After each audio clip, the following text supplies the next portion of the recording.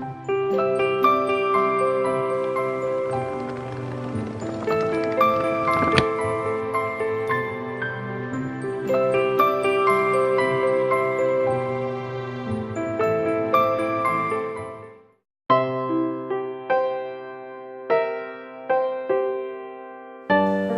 paraula enigma em va commoure.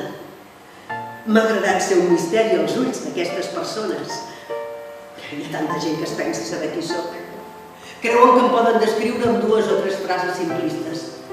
O bé em tanquen dins d'unes paraules odioses. Covarda, poruga, submisa.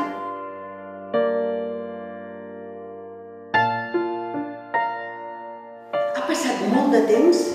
Hi ha hagut milers d'opinions sobre la seva germana, però sobre vostè gairebé res.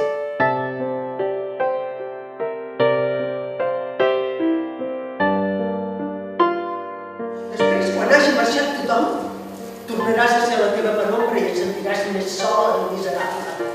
Detesto el teu aire de superioritat, la teva arrogància.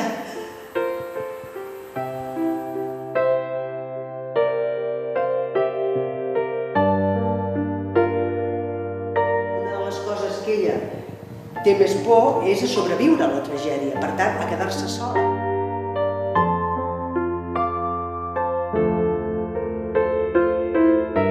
En canvi, els comportaments que estan més d'acord amb la llei, no.